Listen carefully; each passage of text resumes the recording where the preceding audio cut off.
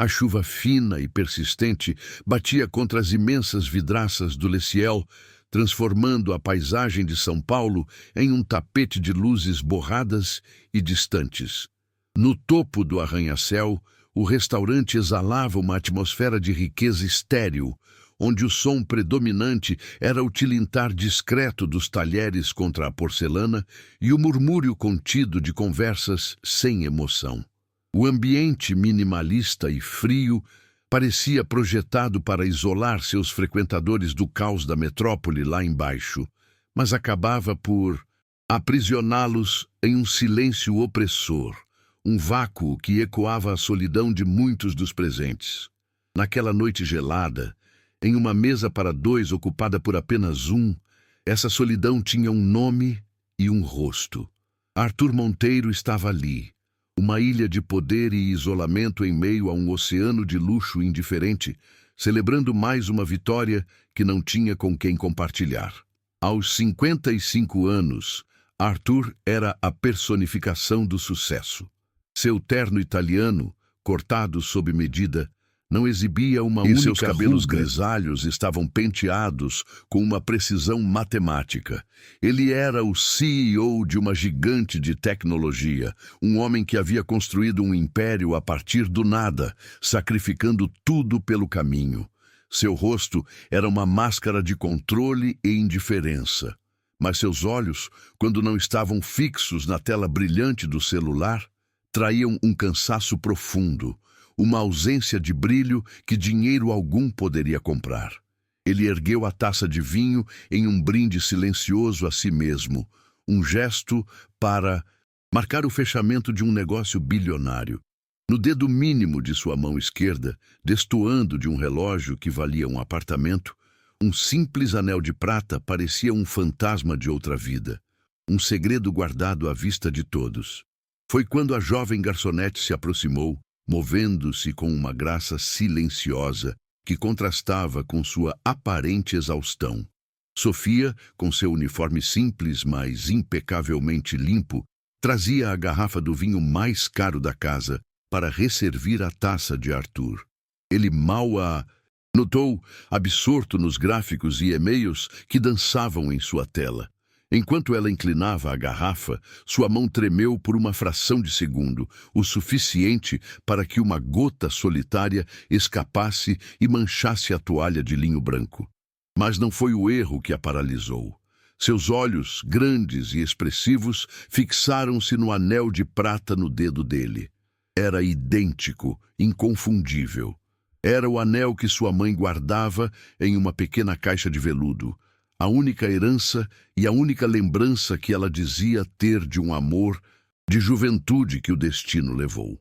Tomando uma coragem que ela não sabia possuir, com a voz embargada e pouco mais que um sussurro, ela quebrou o silêncio sagrado daquela mesa. "Com licença, senhor, onde conseguiu esse anel?" A pergunta atravessou a armadura de Arthur como nenhuma negociação jamais conseguiu. A irritação inicial por ser interrompido se dissipou no instante em que ele levantou o olhar do celular e encontrou os olhos dela. Ele esperava ver a curiosidade de uma funcionária, talvez admiração, mas o que encontrou foi uma dor antiga e palpável, uma vulnerabilidade tão genuína que desarmou décadas de indiferença construída. Pela primeira vez naquela noite, e talvez em anos, Arthur Monteiro realmente enxergou a pessoa à sua frente.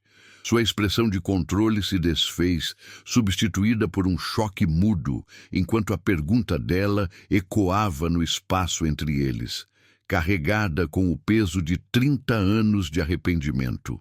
A voz de Arthur saiu rouca, um som estranho naquele ambiente, asséptico, como se suas cordas vocais tivessem esquecido como formar palavras que não fossem sobre fusões e aquisições. Ele contou sobre uma cidade pequena, de terra vermelha e cheiro de chuva, e sobre uma promessa feita sob um céu estrelado. O anel, ele explicou, foi forjado por um artesão local, um pacto de prata que simbolizava um futuro que ele jurou construir antes de voltar para buscar seu grande amor. uma moça de sorriso fácil e olhos sonhadores chamada Laura. Cada palavra era uma pá de terra revirando um túmulo que ele julgava selado há décadas, expondo uma dor que o dinheiro nunca conseguiu anestesiar e que o tempo se recusou a curar, mostrando que, por baixo do CEO implacável, ainda existia o jovem que partiu com mais sonhos do que juízo. Sofia ouviu, em um silêncio absoluto, cada fibra de seu ser absorvendo a confissão inesperada. As lágrimas que se formaram em seus olhos não eram de tristeza, mas de uma espécie de reconhecimento doloroso, como encontrar a peça perdida de um quebra-cabeça que moldou toda a sua existência. Quando ele terminou, o ar parecia pesado, denso, com as palavras não ditas de 30 anos. Com a voz firme, apesar do tremor em seus lábios, ela entregou a revelação que redefiniria o universo daquele homem para sempre. Laura era o nome da minha mãe. A frase, curta e simples, atingiu Arthur com a força de um cataclismo. O mundo ao redor dele, o restaurante, os negócios, a cidade lá fora, tudo se dissolveu em um zumbido indistinto. Restavam apenas os olhos daquela jovem, um espelho do passado que ele tentou enterrar. O choque deu lugar a uma avalanche de culpa tão avassaladora que Arthur sentiu o ar lhe faltar. Ele não via mais uma garçonete, mas o legado vivo de seu maior arrependimento. A personificação de uma vida que ele abandonou em sua escalada cega pela ambição. A filha de Laura, ali, servindo-lhe vinho, cansada, lutando para sobreviver em um mundo que ele dominava com tanta facilidade. Naquele instante, uma decisão se formou em sua mente, não com a lógica fria de um executivo, mas com a urgência desesperada de uma alma em busca de redenção. Ele quebrou o protocolo, a distância, a hierarquia social que o protegia. "Por favor", disse ele, a voz embargada, apontando para a cadeira vazia à sua frente. "Sente-se. Me conte sobre ela, por favor." Sofia hesitou, seu corpo congelado entre a obrigação de seu trabalho e a necessidade visceral de respostas. Sentar-se à mesa de um cliente era impensável, uma quebra de todas as regras. Mas os olhos de Arthur não eram mais os de um bilionário indiferente. Eram os de um homem quebrado, implorando por uma conexão que ele mesmo havia destruído. Ela olhou ao redor, para os outros clientes que começavam a notar a cena inusitada, para o gerente que a observava com uma expressão de reprovação. Mas nada daquilo importava mais. A verdade sobre seu pai, sobre o homem que sua mãe nunca esqueceu, estava ali, ao seu alcance. Com uma dignidade silenciosa, ela contornou a mesa e se sentou, o tecido simples de seu uniforme contrastando violentamente com o couro da cadeira de design. Ela começou a falar, e sua voz pintou um retrato de Laura que Arthur nunca conheceu. Uma mulher que transformava dificuldades em lições, que criava a filha sozinha com uma resiliência que beirava o milagre. Sofia falou sobre as noites em que a mãe lhe contava histórias, sobre como ela guardava o anel de prata em uma caixinha de veludo, falando de um amor jovem com uma saudade doce, sem nunca revelar o nome ou o rosto do homem por trás da promessa. Então, a narrativa de Sofia escureceu, descrevendo a doença que chegou sem aviso, a luta por tratamentos caros, as filas em hospitais públicos e a impotência de ver a pessoa que mais amava definhar, sabendo que o dinheiro que poderia salvá-la existia em abundância em um mundo que lhes era completamente inacessível. É impressionante como o destino pode cobrar as contas, não é? Arthur ouvia cada detalhe e sentia o peso de seu império esmagá-lo. Cada bilhão em sua conta bancária parecia um insulto à memória de Laura. Ele tinha o poder de mover mercados, de construir e destruir empresas, mas todo o seu dinheiro fora inútil para salvar a única mulher que ele realmente amou. A ironia era cruel, uma lição brutal sobre o verdadeiro valor das coisas. Ele percebeu que sua fortaleza de riqueza não o protegeu de nada. Apenas o isolou da vida, do amor e, finalmente, da chance de se despedir.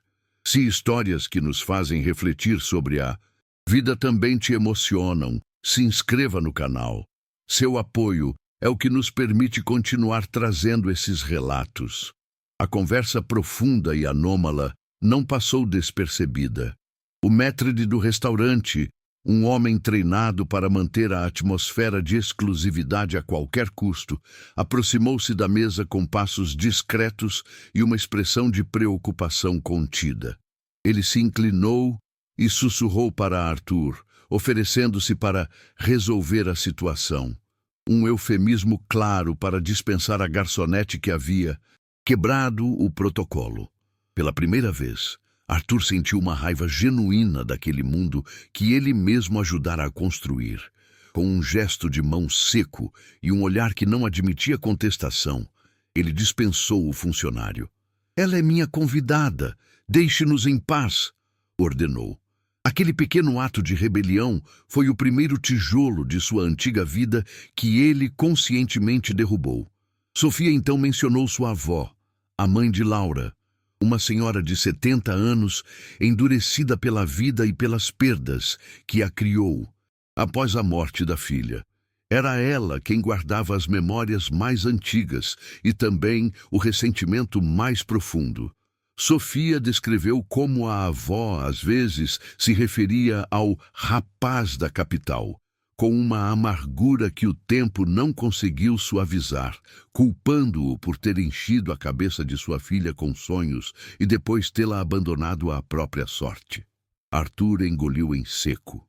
Ele sabia que para ter qualquer chance de reparação, precisaria enfrentar não apenas a filha de Laura, mas também a mulher cuja família ele havia despedaçado com seu egoísmo e sua covardia. A perspectiva de encarar aquele julgamento o aterrorizava mais do que qualquer reunião de conselho. Enfrentar o passado exige uma força que dinheiro nenhum compra.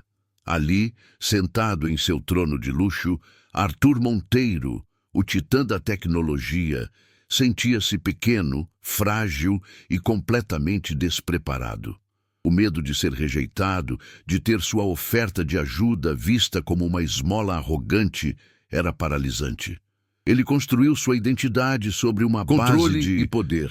Mas diante daquela senhora que ele nem conhecia, ele não tinha poder algum. Era apenas o homem que falhou com sua filha. Essa constatação marcou o início de sua verdadeira virada interna. A percepção de que a redenção não seria comprada, mas conquistada com humildade e coragem. Se você também acredita em segundas chances e na coragem de reparar os erros, considere se inscrever para acompanhar mais jornadas como esta. Com uma determinação que surpreendeu a si mesmo, Arthur traçou um plano. Ele não queria apenas enviar um cheque ou contratar os melhores advogados. Ele precisava fazer aquilo pessoalmente. Ele olhou para Sofia, seus olhos transmitindo um pedido de ajuda sincero. "Eu quero ir com você", ele disse. "Quero conhecer sua avó. Preciso que ela me ouça." Sofia viu em seu rosto não a arrogância de um bilionário, mas o desespero de um homem arrependido. Ela sabia o risco. Sabia que a presença dele poderia causar ainda mais dor à sua avó. No entanto, ela também sentia que aquela era a única forma de fechar um ciclo de sofrimento que se estendia por toda a sua vida. Com um aceno de cabeça quase imperceptível, ela concordou, selando um pacto frágil e aterrorizante. Naquela noite, a viagem de volta para casa foi diferente para Arthur. A cobertura de luxo, que antes representava o ápice de seu sucesso, pareceu-lhe uma prisão fria e vazia. As obras de arte caras e o mobiliário de design não ofereciam consolo. Ele parou em frente a um enorme espelho e encarou seu reflexo. Não viu o CEO vitorioso que brindava sozinho horas antes, mas sim um fantasma de si mesmo. Viu o rosto do jovem ambicioso que partiu cheio de promessas e o do velho solitário que percebeu tarde demais o preço de tê-las quebrado. O anel de prata em seu dedo parecia queimar, um lembrete constante de que ele havia conquistado o mundo, mas no processo havia perdido a única coisa que realmente importava. Enquanto isso, do outro lado da cidade, Sofia fazia seu caminho para casa em um ônibus lotado, o cansaço do dia pesando em seus ombros. Mas pela primeira vez em muito tempo, não era um cansaço de desesperança. Era o cansaço de uma batalha emocional que estava apenas começando. Ela segurava a alça de segurança, observando as luzes da cidade passarem borradas pela janela. As mesmas luzes que Arthur via do topo de seu arranha-céu. A distância física e social entre eles era um abismo, mas naquela noite, uma ponte improvável havia sido construída sobre ele. Uma ponte feita de um anel de prata, de uma promessa quebrada e da possibilidade frágil de um recomeço.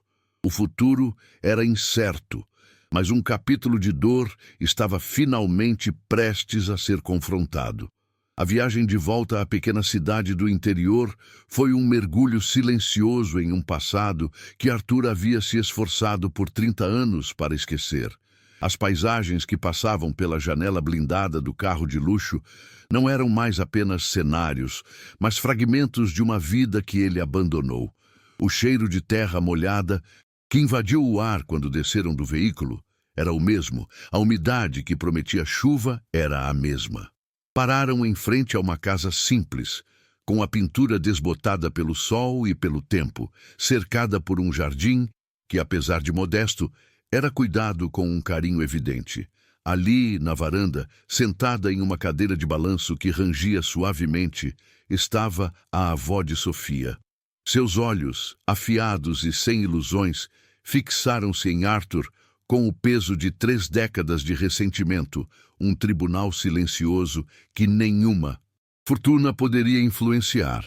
Com as mãos trêmulas, um gesto que traía o homem que comandava reuniões de bilhões de dólares sem piscar, Arthur se aproximou. Ele não trazia consigo um talão de cheques ou a promessa de uma vida de luxo. Carregava uma caixa de madeira envelhecida, sem verniz, gasta pelo tempo e pelo manuseio secreto. Ele a estendeu para a senhora, um oferecimento humilde e aterrorizado. Dentro daquela caixa repousava a prova de sua covardia e de seu amor inesquecível. Dezenas de cartas, escritas nos primeiros anos de solidão na capital, com a caligrafia de um jovem assustado e apaixonado. Cartas que ele escreveu para Laura, repletas de sonhos e saudades, mas que nunca teve a coragem de enviar, envergonhado por seu fracasso inicial, temendo não ser o homem que havia prometido se tornar. Sua voz, quando finalmente saiu, estava rouca, despida de qualquer autoridade ou arrogância. Era a voz de um réu confesso diante de seu juiz final. Eu não voltei porque tive medo, disse, olhando nos olhos da mulher que representava toda a família que ele havia ferido. Eu era jovem, orgulhoso e fracassei no começo. Tive medo de voltar sem nada, de não ser o homem que ela merecia, o homem que eu jurei que seria. Meu orgulho custou a felicidade de nós 3. Cada palavra era uma pedra retirada do muro que ele construiu ao redor de seu coração, expondo a ferida que nunca cicatrizou. Sofia, ao seu lado, chorava em silêncio, não por tristeza, mas por finalmente entender a complexidade da história que a definira. A avó de Sofia pegou a caixa com mãos que a vida havia tornado ásperas. Ela não disse uma palavra. Abriu a tampa e seus dedos, com uma delicadeza inesperada, tocaram as folhas amareladas. Ela pegou uma das cartas e começou a ler. Seu rosto, uma máscara de dureza forjada pela perda, começou a se transformar. As linhas de expressão ao redor de seus olhos se suavizaram, enquanto as palavras do jovem Arthur pintavam um retrato de amor e desespero que ela nunca imaginou. Uma única lágrima, teimosa e lenta, escorreu por sua face enrugada. Não era o bilionário que estava ali, mas o rapaz assustado que sua filha amou. Ao terminar de ler, ela ergueu o olhar e, em um aceno quase imperceptível, concedeu-lhe o perdão que ele nem ousara pedir. Foi então que Sofia se moveu. Vendo a rendição de seu avô e o arrependimento genuíno de Arthur, ela sentiu o ciclo de dor finalmente se fechar. Ela deu um passo à frente e colocou a mão suavemente no ombro dele. Um toque que transmitia aceitação, compreensão e um alívio compartilhado. Arthur estremeceu com o contato, como se aquele simples gesto tivesse o poder de absolvê-lo de uma vida inteira de culpa. Minha mãe nunca te esqueceu. Ela sussurrou, a voz firme apesar das lágrimas. Ela guardou o anel e as memórias com carinho, sem amargura. Ela te perdoaria. Naquele instante, sob o céu cinzento daquela cidadezinha, o perdão da filha libertou Arthur de sua prisão. O vínculo entre eles foi selado, não mais como o de um benfeitor e uma necessitada, mas como os frágeis e preciosos primeiros laços de uma família reencontrada. Os meses que se seguiram foram um borrão de ação movida por um propósito recém-descoberto. Arthur não se limitou a gestos vazios ou a um cheque poupudo. Ele desmantelou metodicamente o império que o havia isolado, vendendo sua participação majoritária na gigante de tecnologia que fundara. Com a totalidade de sua fortuna, ele criou algo que o dinheiro por si só não poderia comprar: um legado. Nasceu a Fundação Laura Monteiro, uma instituição dedicada a financiar a educação de jovens de baixa renda que sonhavam com a área da saúde e a custear tratamentos médicos para famílias sem recursos. Cada estatuto assinado, cada reunião com advogados, não era uma transação de negócios, mas um ato de penitência, uma tentativa de construir, sobre as ruínas de seu arrependimento, algo que honrasse a memória da mulher que ele nunca deixou de amar e da vida que ele poderia. Detido. Para Sofia, a mudança foi como despertar de um longo pesadelo. A faculdade de enfermagem, antes uma montanha de dívidas e noites mal dormidas, tornou-se seu foco principal. Ela não era apenas uma beneficiária da fundação. Arthur insistiu que ela fosse parte de seu coração pulsante. Com sua empatia inata e a experiência de quem conhecia a dor da impotência de perto, ela se tornou a diretora de projetos, a ponte entre os recursos da fundação e as pessoas que precisavam desesperadamente de ajuda. Sua avó, finalmente recebendo os melhores cuidados médicos, viu a dureza em seu rosto ser substituída por uma serenidade que Sofia não via há anos. Ela vivia agora em uma casa confortável, com um jardim onde plantava flores em homenagem à filha, finalmente em paz, sabendo que o futuro de sua neta estava seguro. A cobertura fria e impessoal foi trocada por uma casa aconchegante, a uma curta distância de onde Sofia e sua avó moravam. A antiga solidão de Arthur foi preenchida pelo som de risadas, pelas conversas durante os almoços de domingo e pela simples alegria de fazer parte de algo real. Ele aprendeu a encontrar mais satisfação em ouvir as histórias dos jovens bolsistas da fundação do que em qualquer relatório de lucros trimestrais. Ele se tornou o avô que Sofia nunca teve, um confidente e um mentor. A família que ele havia perdido por medo e orgulho foi reconstruída, não por laços de sangue, mas pelos fios mais fortes da redenção, do perdão e de um amor que atravessou 30 anos de silêncio para finalmente encontrar seu caminho de volta para casa. Anos mais tarde, a cena se repetiu no Leciel, mas o ambiente não poderia ser mais diferente. A mesa, antes ocupada por um homem solitário, agora estava cheia. Arthur, Sofia e sua avó celebravam a formatura da primeira turma de enfermeiros da Fundação Laura Monteiro. O sorriso de Arthur era genuíno.